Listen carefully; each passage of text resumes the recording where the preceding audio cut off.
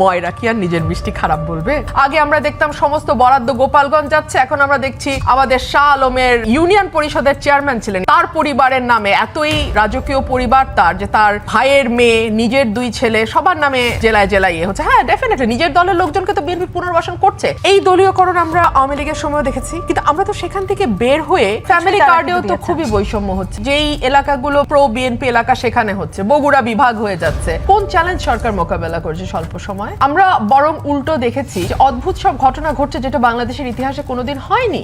বাংলাদেশের ইতিহাসে এখন সংসদে বিভিন্ন দেশ বিষয়ক মৈত্রী কমিটি হচ্ছে। সার্বভৌমত্ব নিয়েই সবচেয়ে বড় প্রশ্ন উঠছে, কি এগ্রিমেন্ট হলো আমেরিকার সাথে, কেন সেটা নিয়ে সংসদে একটা দিন আলোচনা হলো না? কেন যুক্তরাষ্ট্র 250 বছর পূর্তি বাংলাদেশ সংসদে, সংসদ ভবনের ভেতরে খোলা মাঠে, জামাতের একজন এমপি 70 বয়স 12 বছরের একজন শিশুকে নিয়ে উনি ধরা পড়েছেন। সো ওনাদের আবার একটা সুবিধা আছে, ওনারা যে কোনো কিছুই তা বিয়ে, অমুক বিয়ে তমুক বিয়ে বলে পার পেয়ে যান। যেই সমাজে আসলে এই ধরনের নোংরামি একটা স্বাভাবিক বিষয়ে পরিণত হয়, স্বাভাবিক বলছে এই কারণে যে আইন প্রণেতারা এগুলো নিয়ে ধরা পড়তেছেন, তাহলে বলতে হবে যে এটা টপ লেভেল পর্যন্ত এটার একটা নর্মালাইজেশনের ঘটনা ঘটছে। তো সেরকম একটা সমাজে রবীন্দ্রসঙ্গীত বন্ধ হবে, স্বাভাবিক আনন্দ উচ্ছ্বাস, মানে যেটা আমি আমার ব্যক্তিগত পরিসরে কাউকে ক্ষতি না করে করছি সেটা বন্ধ হবে, আমার গান শোনা বন্ধ হবে, কারণ তখন সবই হয়ে যাবে অশালীন, আর অশালীন কাজগুলো সমাজে এস্টাবলিশ হয়ে যাবে যে এটাই স্বাভাবিক।